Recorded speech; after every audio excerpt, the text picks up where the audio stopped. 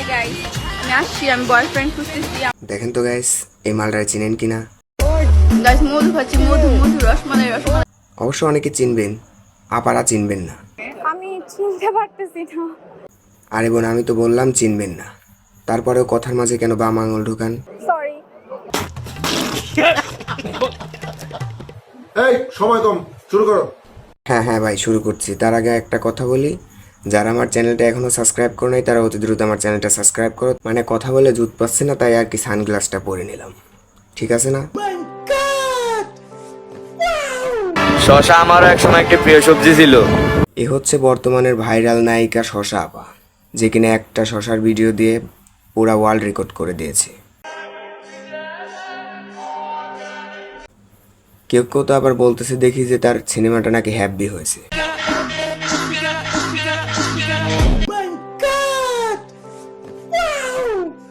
তো ভাই, আমি তো তার সিনেমাটা দেখি নাই। যারা সিনেমাটা দেখছো তারা অবশ্যই কমেন্টে বলবা সিনেমাটা কিরকম ছিল। শুনলাম শশা দিয়ে কিভাবে সালাদ বানাইতে হয় সেটা নাকি দেখাইছে সিনেমাতে। সুটিয়ে লাল করে দেবো, নোংরামি বার করে দেবো। ভাইরে ভাই, শুনলাম সিনেমাটা নাকি সেই ভাইরাল হয়েছে, তা আপনারা এখনো দেখেননি কিভাবে? এটা তো মানা যায় না ভাই। কিচ্ছু না, সব তুমি এগুলো করতে? হ্যাঁ আমি করতাম। আর সিনেমাটা এতটাই ভাইরাল হয়েছে যে আর যে নীরব ভাই তার সিনেমার ইন্টারভিউ নেছে, মানে নায়িকার। তো ভাইরে ভাই, শুনলাম আরও নাকি তার সিনেমাটা 1 মিনিট 53 সেকেন্ডের ছিল। তো ভাই, আপনাদের কাছে আমার একটাই প্রশ্ন, 1 মিনিট 53 সেকেন্ডের সিনেমা হয় কি করে? সেটা সিনেমা ছিল নাকি অন্য কিছু ছিল? আপনাদের নায়িকা পায় নাকি ইন্টারভিউতে গিয়ে খুবই ইমোশনাল কথাবার্তা বলতেছে। যা আমি পুরো পাগল হয়ে গেছিলাম। আমি ওর সাথে যখন কথা বলতাম পুরো পাগল হয়ে যেতাম ওর সাথে কথা বলার জন্য 2 মিনিট। আগে শুটিংয়ের সময় পানি পড়ছে, এখন তার ইন্টারভিউতে গিয়ে পানি পড়তেছে, মানে চোখ দিয়ে। নাটক কম করো, পাবলিক সবই জানে। তোমরা যারা আমার নামে গসিপ করছো, তোমাদের আমি বালতিও দাম দেই না। তো তোমরা আমার যে তেজ পাবলিক জানে এটা কিসের সিনেমা ছিল, দেখলেই বোঝা যায়। সুটিয়ে লাল করে দেবো, নোংরামি বার করে দেবো। বয়ফ্রেন্ডের লগে কক্সবাজারে সিনেমা করে আবার দেখলাম পা জড়ায় ধরছে। কাহিনীটা তো বুঝলাম না ভাই। করছি, ওদেরকেও যায় বলছে অনেক কিছু, কিন্তু ওরা যায় ভিডিওগুলো ডিলিট করে নাই। এক প্রকার মানুষ শুনলাম সিনেমাটা করার জন্য নাকি আপনিই সম্মতি দিয়েছেন, কক্সবাজারে গিয়েছেন। তো সিনেমাটা রিলিজ হওয়ার পরে এখন আবার ডিলিট করতে বলতেছেন কে? হোয়াই?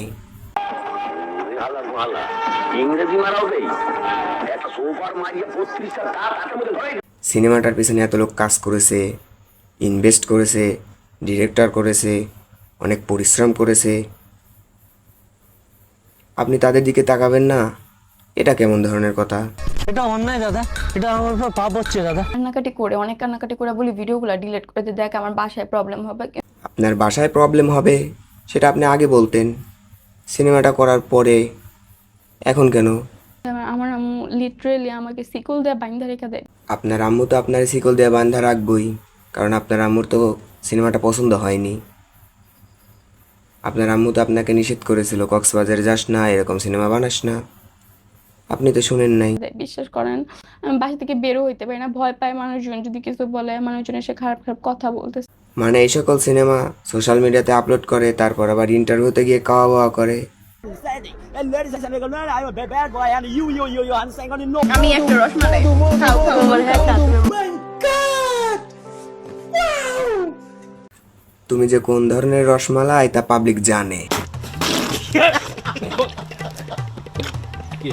মোশারফ ভাই, আস্তে, কুল। শশা আমারও একসময় একটি প্রিয় সবজি ছিল।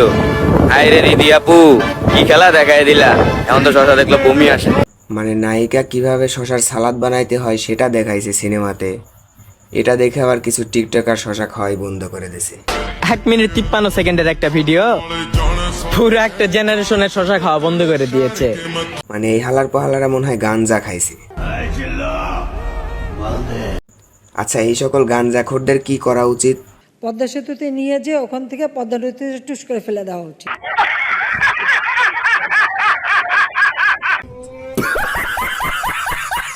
তো গাইস আজকের ভিডিও এই পর্যন্তই। ভালো লাগলে অবশ্যই লাইক করবে আর চ্যানেলটা সাবস্ক্রাইব করবে। ফেসবুক থেকে দেখে থাকলে অবশ্যই ফলো করবে। আল্লাহ হাফেজ।